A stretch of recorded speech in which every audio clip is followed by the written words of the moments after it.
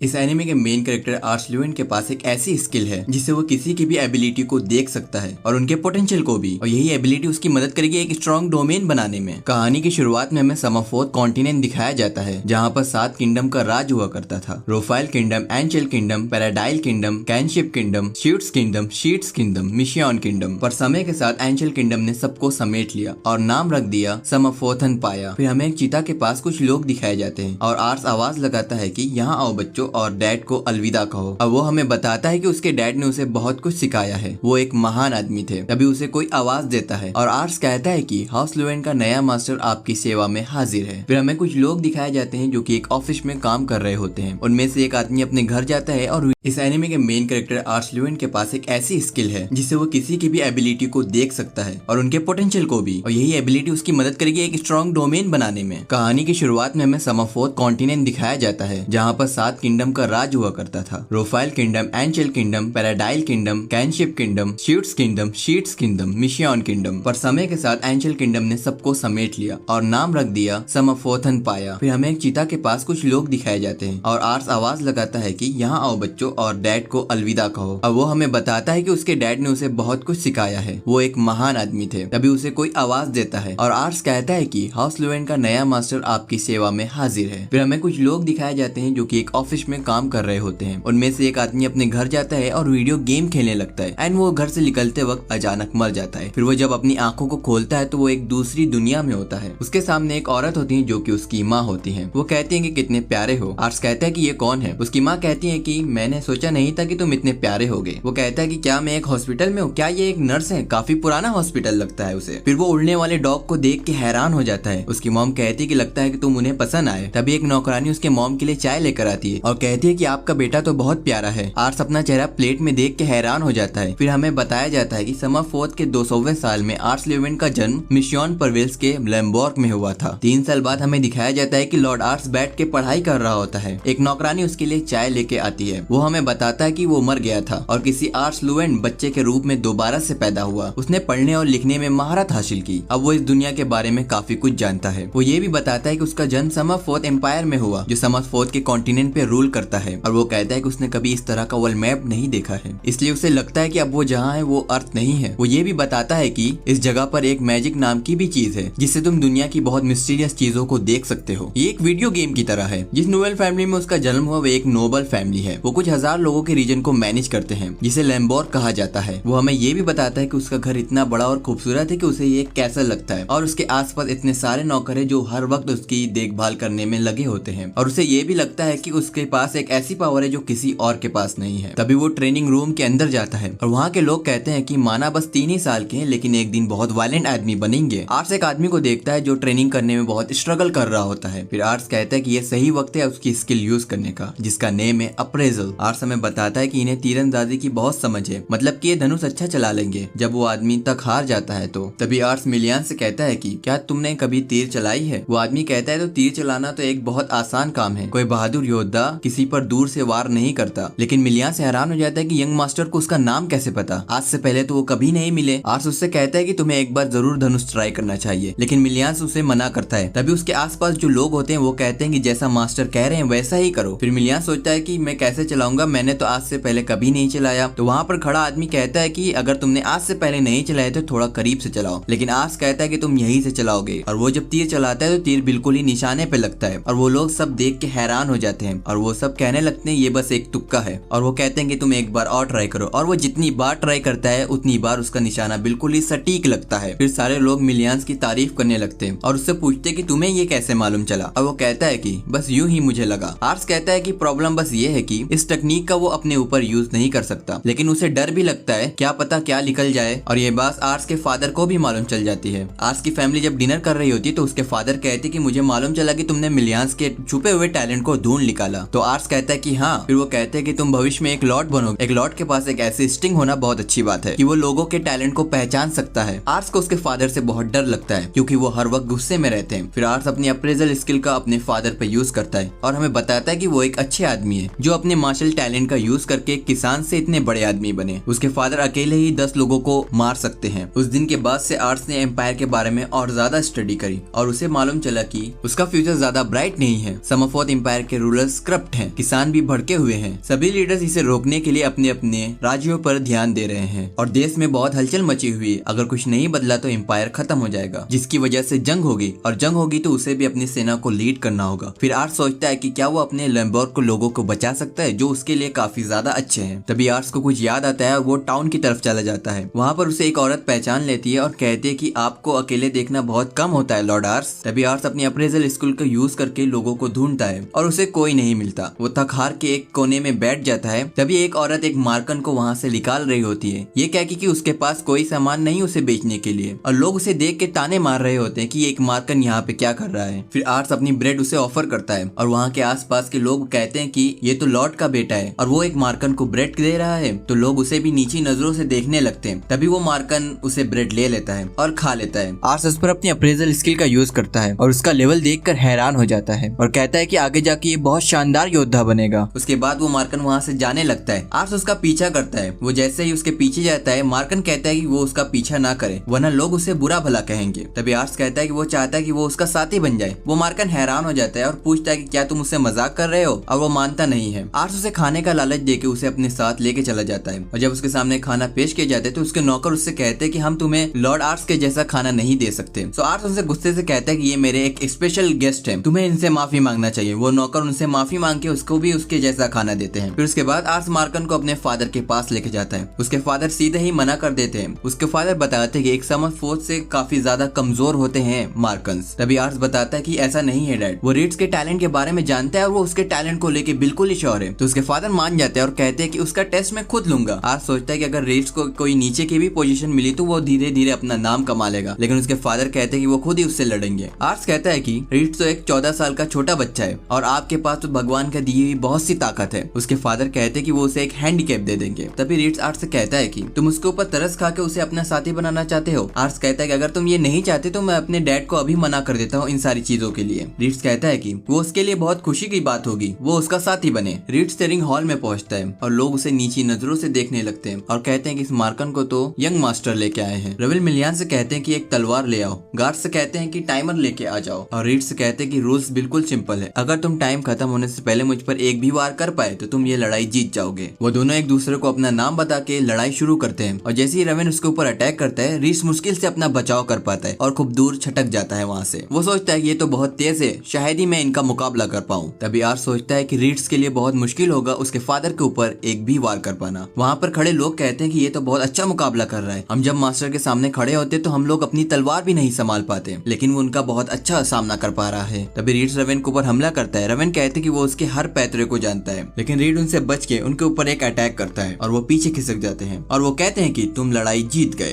तभी रेवन कहते हैं कि जैसा उन्होंने वादा किया था तुम्हें सेना में एक्सेप्ट करते हैं। आर्स अपने फादर को धन्यवाद कहता है। उसके फादर कहते हैं कि तुम एक दिन बहुत बड़े आदमी या फिर एक बहुत बड़े लीडर बनोगे, लेकिन अभी तुम इसके लिए बहुत छोटे हो। और वहाँ पे जितने लोग खड़े होते हैं वो रीड्स की तारीफ करने लगते हैं। फिर हमें आर्स को दिखाया जाता है जो कि रीड्स से मिलने जा रहा होता है। फिर रीड्स उससे कहता है कि आज तक उसने ऐसा कुछ नहीं पहना और वो ये भी कहता है कि वो ये सारे काम के अलावा आर्स की जितनी ज्यादा मदद कर सकेगा वो करेगा। उसके साथ मिलके एक ऐसा डोमेन बनाना चाहता है जो काफी स्ट्रांग हो। आर्स कहता है कि उसके पास एक ऐसी स्किल है जिससे वो लोगों के टैलेंट को स्टैट्स में देख सकता है। उसका नाम है अप्रेजल। आर्स कहता है कि उसके फादर ने उसे बताया है कि लोगों के टैलेंट को पहचानने की एबिलिटी एक लॉर्ड के लिए बहुत जरूरी होती है। उसका यूज वो आने वाले जंग में सर्वाइव करने के लिए करेगा। फिर हमें रीड्स को दिखाया जाता है जो कि मेहनत कर रहा होता है, कभी ट्रेनिंग, कभी कोई काम, कभी शेफ का काम। आर्स हमें बताता है कि कुछ समय से रीड्स उनके साथ रहता है और उनके परिवार का हिस्सा हो गया है। उसका लेवल इस वक्त 89 का हो गया है और वो हाउस लुवेन का सबसे समझदार सदस्य बन गया है। तभी कुछ नौकरानियां उसकी तारीफ करती हैं और कहती है वो कितना ज्यादा हैंडसम और स्ट्रांग है, वो लकी है कि वो उनके साथ रहता है। तभी रीड्स आर्स से पूछता है कि क्या उनका कोई आज लेसन है। आर्स उसे कहता है कि हाँ, वो भी यही सोच रहा था। रीड्स कहता है कि जैसा उसने पहले पढ़ाया था, समरफोर्थ कॉन्टिनेंट 7 राज्यों में बटा है और उन सबको जोड़कर समरफोर्थ एम्पायर बना।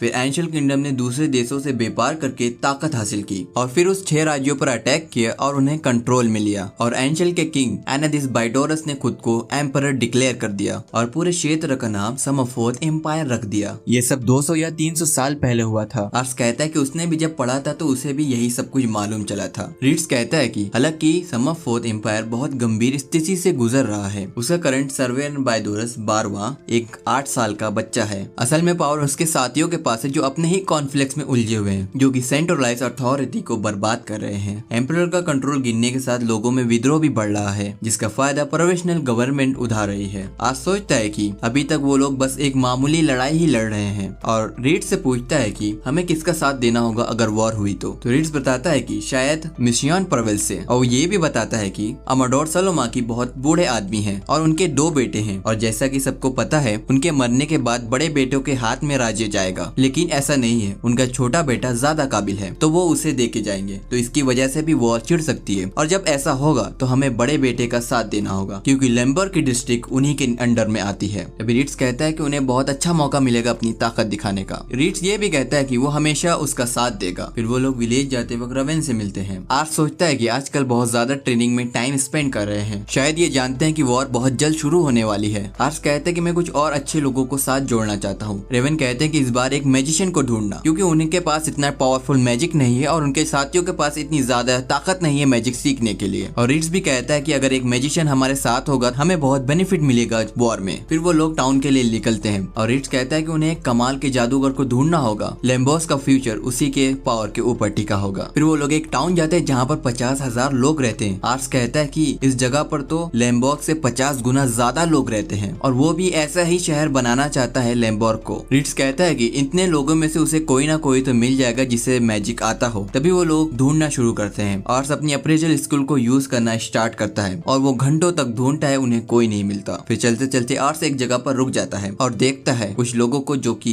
पोर होते हैं। रीड्स उससे कहता है कि जहाँ पर अमीर लोग ज्यादा होते हैं वहाँ पर ऐसी गरीबी भी होती है, और उसके साथ भी यही होता अगर उसे वो साथी नहीं बनाता तो शायद वो किसी रोड पे मरा पड़ा होता। तभी आर्स उससे कहता है कि वो ये चाहता है कि वो जिस मैजिशियन को ढूंढ रहे हैं वो इन्हीं लोगों में से मिले। वो कह के वो लोग कहीं और चले जाते हैं, लेकिन उन्हें कोई पीछे से देख रहा होता है और वहाँ पर उसे एक आदमी मिलता है जो कि ड्रैगन के अंडे बेच रहा होता है। आर्स जैसे ही ड्रैगन का नाम सुनता है वो अपने ख्यालों में डूब जाता है और ड्रैगन की ख्यालों में ही सवारी करने लगता है। वो आदमी कहता है कि ये एक ऐसे ड्रैगन का अंडा है जिसे तुम पेट बना सकते हो। तो आर्स सोचता है कि इस दुनिया में हम लोग तो ड्रैगन को भी पेट बना सकते हैं। वो एक्साइटमेंट के मारे उसे 3 अंडे खरीदने लगता है। तभी रीड्स उसके ऊपर तलवार तान देता है और कहता है कि तुम लॉर्ड आर्ट्स को कैसे धोखा दे सकते हो, ये जो तुम अंडे बेच रहे हो इतनी ज्यादा क्वांटिटी में किसी भी शॉप पे रहते नहीं है, और ऊपर से ये अंडे बैन किए जा चुके हैं। और मैंने एक किताब में पढ़ा था ड्रैगन के अंडे इस तरह से नहीं होते, तो मुझे लगता है कि ये अंडे किसी लिजर्ड के हैं। और वो कहता है कि तुमने लॉर्ड आर्ट्स को धोखा देने की कोशिश की तो इसकी सजा सिर्फ मौत है। तभी आर्ट्स उसको पीछे से रोकता है कि ऐसा मत करो। फिर रीड्स आर्ट्स से माफी मांगता है और कहता है कि मुझसे गलती होगी, अगर वो चाहे तो उसे सजा दे सकता है। फिर वो लोग बैठ के खाना खा रहे होते हैं। आर्ट्स को एक कैंडी की शॉप दिखती है और वो कैंडी खरीदने जैसे ही जाता है कोई आके उसका पर्स चोरी कर लेता है। आर्ट्स को इसके बारे में पता नहीं चलता, पीछे से रीड्स आके उसे बताता है। तभी वो लोग उसका पीछा करते हैं। जैसे ही रीड्स उसके कम्बल को खींचता है उन्हें मालूम चलता है ये तो एक लड़की है, और वो लड़की उनको चकमा देके एक गली में घुस जाती है। वहाँ पर पहले से 3 आदमी होते हैं और उस लड़की को बुरी तरह से मारते हैं। तभी आर्ट्स उसको रोकता है और कहता है कि एक लड़की को अकेले तुम 3 लोग मिलके मार रहे हो, ये तो बहुत गलत बात है। तभी उनमें से एक आदमी आर्ट्स के ऊपर हमला करने वाला होता है। रीड्स उसको रोक लेता है और उन तीनों को बहुत आसानी से मार गिराता है और उस लड़की से कहता है कि तुमने जो पर्स चुराया है वो मुझे वापस दो। वो जैसे लेने वाला होता है आर्ट्स कहता है कि उससे क्या तुम उसकी साथी बनोगी। रीड्स हैरान हो जाता है। आर्ट्स उसे बताता है कि मैंने इस अप्रेजल स्किल का यूज किया और मुझे लगता है कि इसके पास बहुत अच्छी मैजिक पावर है, लेकिन वो लड़की उसे मना कर देती है और कहती है कि वो उसकी साथी नहीं बन सकती क्योंकि वो एक बिगड़ा हुआ अमीर ज़्यादा है। और वो ये भी कहती है कि वो महान बनना चाहता है उसे कुछ पैसे देके।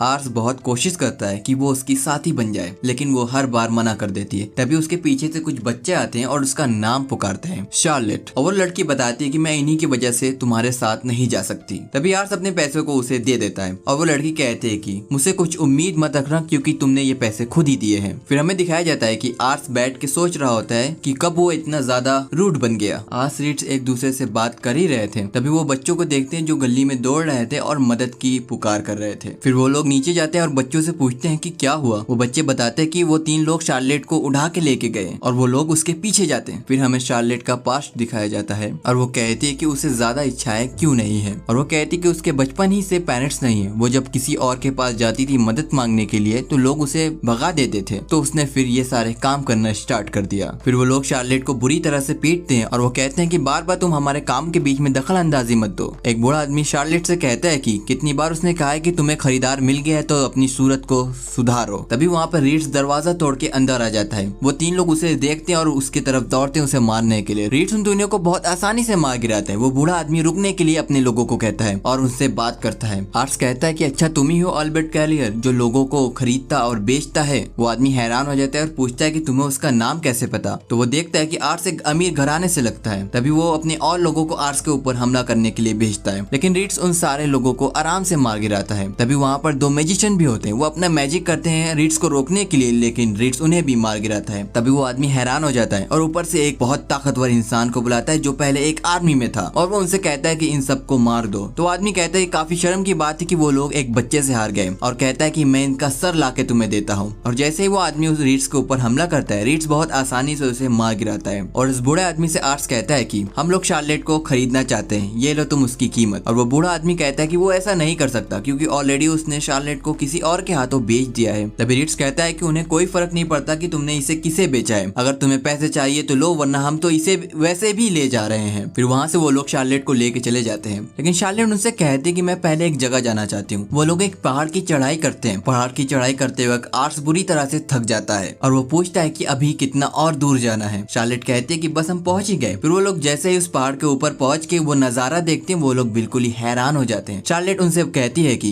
ये उसका सीक्रेट स्पॉट है और वो जब ज्यादा उदास या अकेली होती है तो वो यहाँ पर आती है, और वो ये भी कहते हैं कि वो उसका साथ देगी। आर्स पूछता है कि तो इन बच्चों का क्या होगा। शार्लेट कहती है कि उन्हीं बच्चों के लिए उसका साथ देगी, क्योंकि उसने कहा ना वो एक ऐसा शहर बनाना चाहता है जहाँ पर उसके जैसे लोग आराम से आके रह सकते हैं। लेकिन तभी रीड्स उससे कहता है कि लेकिन पहले वो उसका मैजिक देखना चाहता है कि वो कितनी पावरफुल है। रीड्स आर्स से कहता है कि ऐसा नहीं कि वो उसके ऊपर यकीन नहीं करता, लेकिन वो देखना चाहता है। आर्स उसे एक चीज देता है जो कि उसने उस गुंडों के जगह से उठाई थी, और उससे शार्लेट को बताता है कि उसे कैसे मैजिक करना है, क्योंकि उसने आज से पहले कभी नहीं मैजिक किया। शार्लेट जैसे ही मैजिक करती है, एक बड़ा सा धमाका होता है जिससे वो लोग देख के हैरान हो जाते हैं, और आसपास में जितने भी टाउन में लोग थे वो भी उस धमाके को देखते हैं। फिर वो लोग बैठ के एक जगह पर खाना खा रहे होते हैं। रीड शार्लेट से कहता है कि पहले तुम्हें थोड़ा मैनर सीखना पड़ेगा। तभी शार्लेट आर्स से कहती कि वो तब थक गई, अब सोने जा रही है। वो खाना खाते खाते सो जाती है। आर्स शार्लेट को अपने फादर से मिलाता है। उसके फादर उसे देखते ही मना कर देते हैं कि उसे साथ नहीं ले सकते। फिर आर्स शार्लेट से कहता है कि अपनी मैजिक पावर दिखाओ। वो जैसे ही अपनी मैजिक पावर दिखाती है, उसके फादर उसे शाबाशी देती है और उसे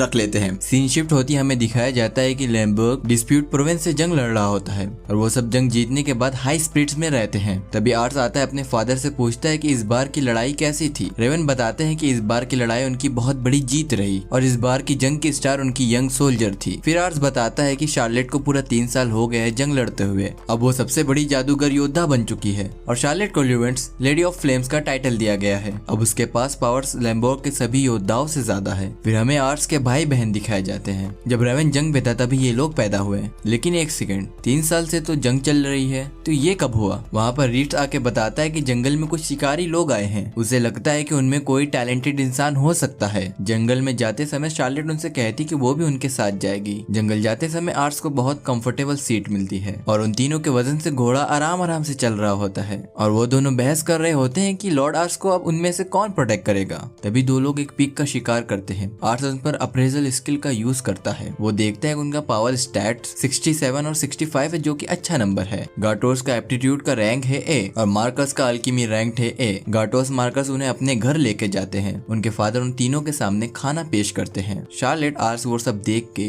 एक्साइटेड हो जाते हैं खाने के लिए। शार्लेट खाना शुरू भी कर देती है। रीड उससे कहता है कि जरा तमीज से पेश आओ। गाटोस के पिता पूछते हैं कि एक लॉर्ड का यहाँ पर आना कैसे हुआ। आर्स उन्हें बताता है कि गाटोस और मार्कस सोल्जर बनेंगे, हाउस ऑफ लेवेंट के लिए काम करेंगे उनके साथ रहकर। वो लोग सुनकर हैरान हो जाते हैं। रीड्स उन्हें बताता है कि आर्स लोगों का टैलेंट पहचान सकता है। वो लोग मान जाते हैं। तभी वहाँ पर रसल दबे पांव आता है, जो कि उसका तीसरा बेटा होता है और एक ब्रेड लेकर चुपके से जाने लगता है। वो लोग उसे देख लेते हैं। रसल के पिता कहते हैं कि यही है वो नाकारा बेटा जो किसी काम का नहीं, लेकिन आर्स उस पर अप्रेजल का यूज करता है। वो देखकर चौंक जाता है। उसका इंटेलिजेंस स्टैट बिल्कुल कुरुदा कैनेबी रेबॉन के जैसा है। उसका स्टैक MS 109 होता है, एक मॉन्स्टर की तरह। उनके पिता कहते हैं कि ये उनकी भाइयों की तरह नहीं है, लेकिन आर्स कहता है कि वो भी इसे अपना साथी बनाना चाहता है। उसके पिता और भाइयां हैरान हो जाते हैं, लेकिन आर्स रसल से पूछता है क्या वो उसका साथी बनना चाहेगा, लेकिन वो खून और लड़ाइयों से डरता है और उनको बहुत अजीब तरह से देखता है। वो डर के मारे खुद को एक रूम में बंद कर देता है और मना कर देता है। आर्स को ऐसी फीलिंग आती है कि ये सब कुछ तो पहले भी हो चुका है। वहाँ पर खड़ा रीड्स भी उससे हामी मिलाता है। उसके पिता आर्स से कहते हैं कि वो उसे ना लेके जाए, वो उनके रास्ते में बाधा बनेगा। आर्स उन्हें बताता है कि उसके पास टैलेंट काफी ज्यादा है उनके भाइयों से भी। वो सिर्फ लड़ाई नहीं कर सकता, लेकिन वो स्ट्रेटेजी बना सकता है। उनके पिता कहते हैं कि वैसे तो वो बहुत स्मार्ट है, बहुत अच्छा बोल भी लेता है। आर्स को पूरा यकीन है कि वो बहुत इंटेलिजेंट है। है। आर्स उससे फिर पूछने जाता है। रूसेल उसे बताता है कि जब वो पढ़ता रहता है तब उसे डर नहीं लगता।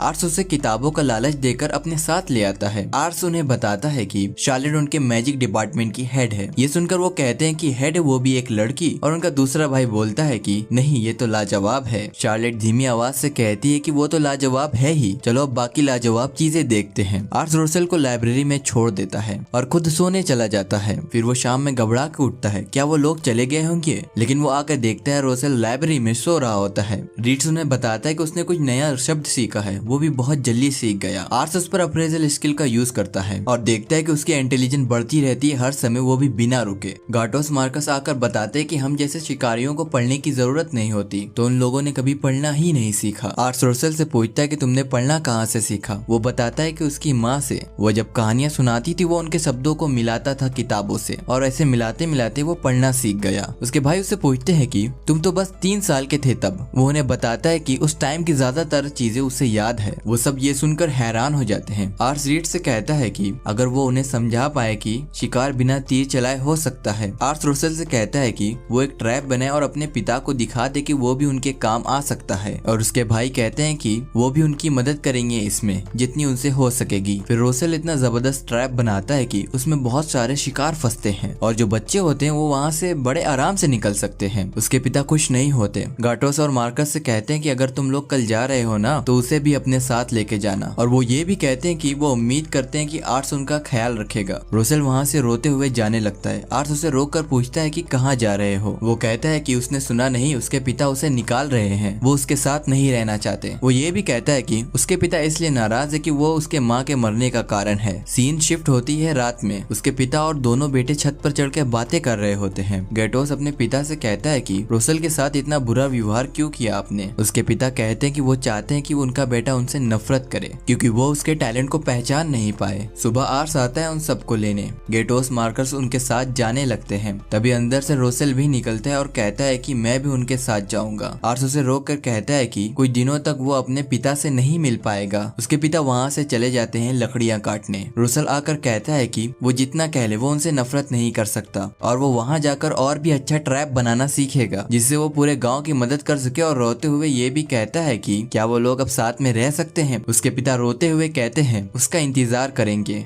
सीन शिफ्ट होती है। हमें दिखाया जाता है कि आर्स के पिता बहुत बीमार हैं। आर्स उनसे कहता है कि आगे का काम उसे देखना चाहिए, लेकिन उसके पिता इनकार करते हैं। आर्स उनसे कहता है कि आपको इस हालत में फाइट करने की जरूरत नहीं। रवेन कहते हैं कि अभी के हालात को देखते हुए उन्हें फाइट करनी पड़ेगी। हमें मालूम चलता है कि 1 साल पहले मिस्योन के गवर्नर बीमारी से चल बसे। अपनी वसीयत में गवर्नर ने अपने छोटे बेटे प्रिंस वासामार को वारिस बनाया, लेकिन प्रिंस कोनार ने दावा किया कि उसके छोटे भाई ने डॉक्यूमेंट्स में कुछ चेंजेस किए हैं। इसलिए लोगों का मानना है कि परंपरा के हिसाब से बड़े बेटे को राजगद्दी मिलनी चाहिए। इसकी वजह से मिस्योन 2 टुकड़ों में बट गया। इस चीज का फायदा दूसरे शहर उड़ाते हैं। सीड प्रोविंस उन लोगों ने हमला करने का इरादा बनाया है। आर्स सोचता है कि आखिरकार अब उसे भी बैटल में उतरना पड़ेगा। हम देखते हैं कि कुछ लोग लैम्बर्ग में आ रहे होते हैं। एक लड़की बहुत सस्पिशियस तरीके से कहती है कि लगता है कि उनकी किस्मत भी उनका साथ दे रही है। तभी आर्स के पिता बताते हैं कि तुम्हें अपने मंगेतर के बारे में सोचना चाहिए। ये सुनने के बाद उसके पास कोई शब्द ही नहीं होते। ये सुनकर वो बिल्कुल हैरान हो जाता है। रेवन कहते हैं कि क्या उन्होंने इसके बारे में तुम्हें पहले नहीं बताया। आर्स सोचता रहता है और फिर वो उसे एक लेटर देते हैं। आर्स जाके सबको बताता है कि एक बुरी खबर है, उसके लिए उसके मंगेतर का मैसेज आया है। शार्लेट उसे पीछे से हक करके कहती है कि उसने सोचा था कि वो उससे शादी करेगा। तभी वो चीखते हुए कहता है कि ये मजाक करने का समय नहीं है। अचानक एक नौकरानी आके बताती है कि कोई गेस्ट आया है और वो कह रहा है कि वो उसकी मंगेतर है। फिर वो उससे मिलने जाता है। वो जैसे ही दरवाजे पे पहुंचता है वो बिल्कुल हैरान हो जाता है। वो उसे बला की खूबसूरत लगती है। वो आके अपना नाम बताती है, लीशिया प्लेड। आर्स खुद को लकी कहते हुए अप्रेजल स्किल का यूज करता है। उसके बाद उसकी आंखें फटी की फटी रह जाती है। उसकी डिप्लोमेसी 100 होती है और एम्बिशन 80 का होता है। वो कहता है कि ये लड़की तो कमाल की है। वो उसे बहुत प्यारी और सुंदर भी लगती है, लेकिन वो उसे शक की नजर से देखता है। उसे लगता है कि वो उसे यहाँ से निकालने के लिए आई है क्योंकि उसके पिता बीमार हैं। वो कहता है कि वो अपने इरादे में नाकामयाब होगी। लीशिया कहती है कि क्या उसके चेहरे पर कुछ लगा हुआ है। उसका बॉडीगार्ड कहता है कि जरूर वो आपकी खूबसूरती देखकर वो चौंक गया होगा। फिर आर्स उसे अपना घर दिखाने के लिए ले जाता है। रीड्स को दौड़ता हुआ देखकर जॉन उसे मारकर कहता है। लीसिया जॉन से कहती है कि तुमने रीड्स के बारे में नहीं सुना, क्या उसके बैटल के कारनामे उसके शहर तक नहीं पहुँचे हैं, तुम माफी मांगो। फिर आर्स लीसिया को हर जगह ऑब्जर्व कर रहा होता है। फिर आर्स सोचता है कि उसकी कम्युनिकेशन की स्किल बहुत खराब है, फिर भी वो उससे लगातार बातें कर रही है और वो ये ये भी कहता है कि उसके बात करने का तरीका बहुत अच्छा है, बिल्कुल ही तेज तर्रार, और इसके एम्बिशन भी बहुत अच्छे हैं और वो कितनी सुंदर भी है। अगर उसके पास अप्रेजल स्किल नहीं होती तो अब तक वो उसके प्यार में पड़ चुका होता। आर्स लीशिया से कहता है कि अगर मौसम ठीक होता तो वो उसके साथ बाहर जाता। तभी लीशिया कहती है कि वो तो अभी भी जा सकता है। आर्स ये देखकर बिल्कुल हैरान हो जाता है, अभी तो बारिश हो रही थी, अचानक धूप कैसे निकल गई। वो उससे कहता है कि क्या वो मौसम को कंट्रोल कर सकती है। वो कहती है कि ये सब मेरा बस एक अंदाजा था। शार्लेट और रोज़ेल उन दोनों को छुप कर देख रहे होते हैं। रोज़ेल को वो लड़की बहुत सुंदर लगती है, लेकिन शार्लेट को वो लड़की बहुत डेंजर लगती है। फिर वो लोग विलेज जाते हैं। लोग हमेशा की तरह आर्स को देखकर खुश होते हैं और पूछते हैं कि ये कौन है। आर्स उन्हें बताता है कि ये उसकी मंगेतर है। लोग कहते हैं उन्हें तो ये बात सबको बताना चाहिए और सेलिब्रेट करना चाहिए। आर्स सोचता है कि कैसे बताए कि ये लड़की उनके डोमेन के लिए खतरा हो सकती है। वहाँ पर दो लोग झगड़ रहे होते हैं। वहाँ पर खड़ी एक औरत बताती है फर्नीचर बनाने वाले ने फ्लेम मैजिक स्टोन मंगाया था, लेकिन होलसेलर साउंड मैजिक स्टोन लेकर आ गया है, जिसका इस्तेमाल सिर्फ वर्बल एग्रीमेंट के लिए किया जा सकता है। आर्स सोचता है कि वो शहर का अगला लॉर्ड बनने वाला है, तो ये कॉन्फ्लिक्ट को उसे सुलझाना पड़ेगा। अगर वो नहीं सुलझा पाया तो उसे एक भयानक अंत दिखता है। तभी वहाँ पर शार्लेट आती है और कहती है कि तुम कहो तो मैं इसे रोक सकती हूँ मेरे एक छोटे से जादू से। लेकिन लीशिया आर्स से कहती है कि क्या वो इस सिचुएशन को हैंडल कर सकती है। वो ये भी कहती है अगर वो ये प्रॉब्लम को सॉल्व करने में सक्सेसफुल रही तो उसे एक काम करना पड़ेगा। वो दो लोग के करीब जाकर अपना इंट्रोडक्शन देती है और जब वो बताती है कि वो आर्स की मंगेतर है तो वो दोनों रुक जाते हैं और उनसे कहती है कि वो मैजिक स्टोन को खरीद लेगी क्योंकि उसके यहाँ ये मैजिक स्टोन नहीं मिलता। और वो कहती है कि ये सारा आइडिया लॉर्ड आर्स का था। शाम में वो लोग वापस महल जा रहे होते हैं। शार्लेट आके बोलती है कि माना उसने सब कुछ सॉल्व कर लिया, लेकिन अभी भी वो उसे एक्सेप्ट नहीं करती। लीशिया आर्स से कहती है कि वो जो कुछ पूछेगी क्या वो उसका सच सच जवाब देगा। आर्स से वो पूछती है क्या तुम बता सकते हो तुम्हें किस तरह के लोग पसंद हैं। ये सुनकर उसका होश उड़ जाता है क्योंकि वो कुछ और एक्सपेक्ट कर रहा होता है। आर्स उससे कहता है कि उसे ऐसे लोग पसंद हैं जो उससे कभी झूठ ना बोले और कोई बात ना छुपाए, लेकिन फिर भी लीशिया उसे कुछ नहीं बताती। वो नाकामयाब हो जाता है। आर्स अपने बेड पर आता है सोने के लिए, लेकिन वहाँ पर लीशिया पहले ही से होती है। उसे देखकर वो फ्रीज हो जाता है। वो आर्स से कहती है कि शोर मत करना। उसे लगता है कि ये गलती से इस कमरे में आ गई है, लेकिन वो कहती है कि उसने कहा था कि उसे ऐसे लोग पसंद हैं जो दिल की बात साफ साफ कहते हैं। वो अपने दिल की बात कहने आई है आर्स से। आर्स सोचता है कि इतनी रात को एक लड़की के साथ कमरे में अकेला हूँ, अब उसे क्या करना चाहिए। आर्स कहता है क्या बात करना चाहती हो। लीशिया कहती है कि वो उसके बारे में क्या सोचता है। ये सुनकर उसके मुंह से चाय निकल जाती है। लीशिया फिर बताती है कि उसके पास एक ऐसी पावर है जिससे वो लोगों के दिल की बात समझ सकती है और लोग उसके बारे में क्या सोचते हैं वो मालूम कर सकती है। वो ये भी कहती है कि जब वो लोग पहली बार मिले थे तो आर्स ने उसकी तरफ बहुत सस्पिशियस तरह से देखा था, लेकिन अभी तक उसका शक दूर नहीं हुआ उससे। आर्स उसे अपनी अप्रेजल स्किल के बारे में बताता है कि वो कैसे लोगों के टैलेंट को पहचान सकता है। वो ये भी कहता है कि शायद उसे उस पर यकीन ना हो। लीशिया कहती है कि उसे उस पर यकीन है, वो उसे बता सकता है। फिर आर्स कहता है कि वो क्यों ल्यूएन फैमिली में आना चाहती है। वो कहती है माना ल्यूएन की टेरिटरी छोटी है, अगर तुम बेवकूफ होते तो मैं पूरी कोशिश करती सगाई को तोड़ने की। फिर वो उसके गांव की तारीफ करती है और उसकी भी। वो पूरी तरह से लाल हो जाता है। आर्स बिल्कुल बावला हो जाता है ये सुनकर कि वो उससे प्यार करती है। कमरे से आने के बाहर लीशिया सोचती है कि उसने पहली बार अपने दिल की बात किसी से साफ साफ कही है। अगले दिन सुबह लीशिया जाते समय सोचती है कि नोबल फैमिली के लोगों की जिंदगी झूठों से भरी होती है और उसे बस एक बराबर के आदमी से शादी करना था जो कि स्ट्रांग हो और दुनिया को अलग नजरिए से देखता हो। लेकिन वो सोचती है कि आर्स लोगों की कितनी चिंता करता है और लोग भी उससे प्यार करते हैं और हर कोई उसे अपने फैमिली मानता है और उसे ये भी लगता है कि वो बहुत ताकतवर है और बहुत सीधा भी है, इसलिए वो उसके साथ रहकर उसके बनाए गए शहर में रहना चाहती है। फिर आर्स और लीशिया एक दूसरे को लेटर भेजकर बातें करते हैं। आर्स लेटर में बताता है कि उसके पिता की तबीयत अब सुधर रही है और ये जो वॉर हो रही थी दोनों भाइयों के बीच का जो कॉन्फ्लिक्ट था ये अभी शांत है। हमें दिखाया जाता है कि आर्स जब 11 साल का हुआ तो उसके पिता की हालत और बिगड़ गई। आर्स सोचता है कि काश उसे और थोड़ा सा समय मिल पाता। फिर कैसल अटेंडेंस के गवर्नर को कोई मार देता है, लेकिन सैनिक उसे धर दबोच लेते हैं। तभी वो वहाँ से कूदकर खुदकुशी कर लेता है। रेबेल के पास एक मैसेज आता है गवर्नर का मर्डर हो गया है। वो रुसेल से पूछते हैं कि अब क्या होगा। रुसेल को लगता है कि अब एक बहुत बड़ी जंग होगी। रवन कहते हैं कि गवर्नर के जाने से वारिस बनने का झगड़ा अपनी चरम सीमा को पार करेगा। अब मिसियान के हर डिस्ट्रिक्ट के हेड को दोनों भाइयों में से किसी को चुनना होगा, या तो बड़े बेटे प्रिंस कॉरन को या तो छोटे बेटे प्रिंस वसामार का साथ देने के लिए मजबूर किया जाएगा। रेवन कहते हैं कि उनका अंदाजा है कि कॉनर डिस्ट्रिक्ट के लॉर्ड लूमेर बड़े भाई प्रिंस कोनार को चुनेंगे। जब वो ऐसा करेंगे तो लेम्बर भी उनको फॉलो करेगा। रेवन डीड से पूछता है क्या उसकी सेना तैयार है जंग लड़ने के लिए। वो कहते हैं कि उन्हें जल्दी लॉर्ड लूमेर का न्योता मिलेगा। वो जैसे ही उड़ने की कोशिश करते हैं उनकी बीमारी की वजह से वो दोबारा से गिर जाते जाते हैं। अपने पिता की जगह आर्स वहाँ